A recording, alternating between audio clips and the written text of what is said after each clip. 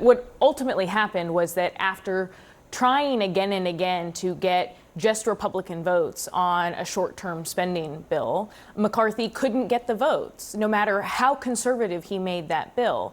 And even faced with the potential of his speakership being threatened, he finally decided to put a bill on the floor that got more Democratic votes than it did Republican votes, despite the fact that he didn't appear that he would head that way at all, and he very well could face a motion to vacate as early as next week. Yeah, John, that was always looming as a card that McCarthy had left to play, and there were a lot of doubts as to whether or not he was going to do it. What was your sense of how this played out, and how?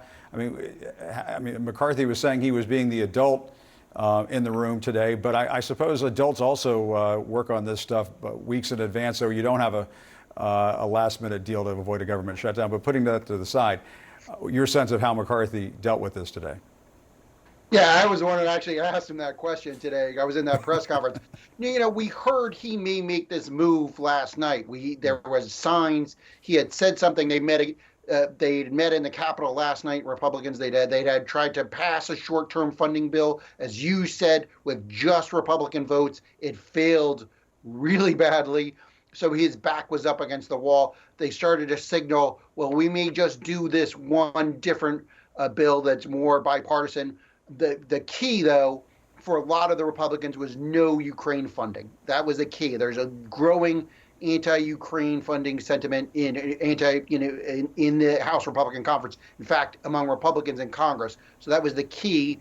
And, so we thought that might be a play today. It was a little bit surprising that he'd gone in this morning and he told his colleagues, I was going to do that. They kicked it around and then he went and did this. So, he was up against the wall. His whole strategy, though, he seemed to signal for the last couple of days was, I'm going to try everything I can. When I'm out of options, I'm going to do this. So we kind of knew it was coming, but he could face a motion to vacate, as he's noted, next week, and we'll see what happens then.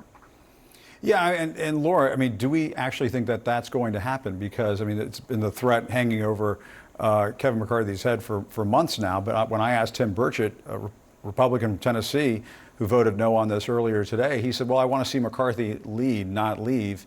And I just sort of wonder if their bluff was called and at this point, maybe they're not going to toss out McCarthy. What's your sense of it? Well, we don't really know yet until they come back into session early next week. I know that there was some drama in the moments before the House was adjourned where Representative Matt Gaetz, who has been really the leading front of those handful of Republicans that might support this motion to vacate, and he was trying to get recognized on the floor, and then the gavel came down before he could get recognized to potentially bring such a motion, and the House was adjourned. And so now we aren't going to know until next week if early on, as soon as the House comes back into session, are they going to actually bring that motion to vacate? Because they have said time and time again that they would if McCarthy were to bring votes like this to the floor that they don't support.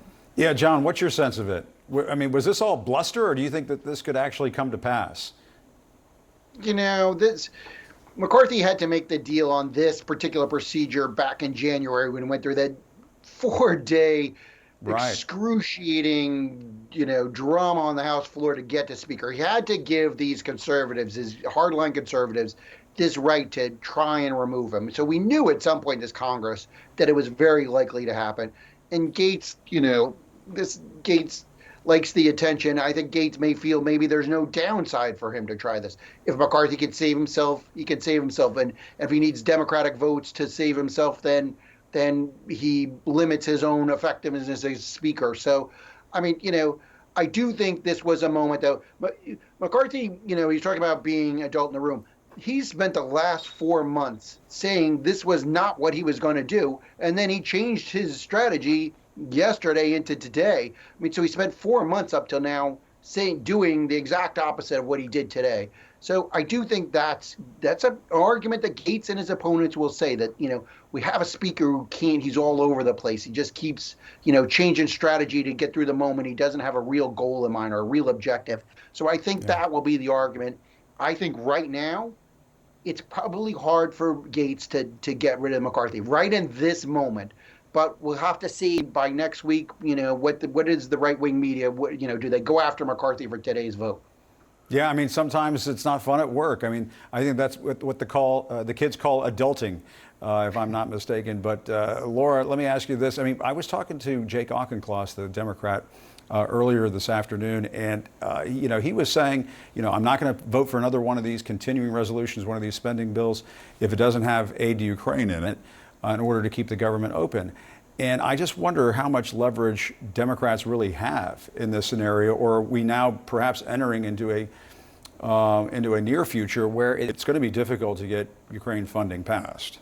I think it is only going to become harder and harder to get Ukraine funding passed, but there are some Democratic staffers that I was talking to in the Senate who say that they think that one of the best chances would be is if Ukraine funding is attached to some other bill, whether it's the defense authorization bill or something else that allows the Senate, which does have some Republican support, including Mitch McConnell, the minority leader, who desperately wants to see Ukraine funding passed. If they can attach it to another bill and then send that to the House, and then ultimately McCarthy again has to make a decision whether or not he's going to put something that would have bipartisan support on the floor or not. Yeah, I mean, a couple of things we're going to be watching in the weeks ahead, John. Are they going to be able to keep the government running in 45 days from now, or is Thanksgiving going to be, miserable for everybody? And what happens to Ukraine aid? Let's do the Ukraine first. Yeah. Now, we had reported this week that they may do a Ukraine funding request. The White House may come with a Ukraine funding request in November of, 40, 50, 60, 80 billion dollars, an enormous amount of money. That would be, the goal would be to fund Ukraine, to fund their defense against Russia through the November 2024 elections, that they try to fund it all the way through there and try to take the politics out of this. Don't let Ukraine get caught up in the middle of a presidential race. I don't know based on today if we could see that passing. I'm not sure that could pass. Now, let's get back to the government funding. We come back next week. They're going to try and pass spending bills. We'll see if they can get them through by mid-November.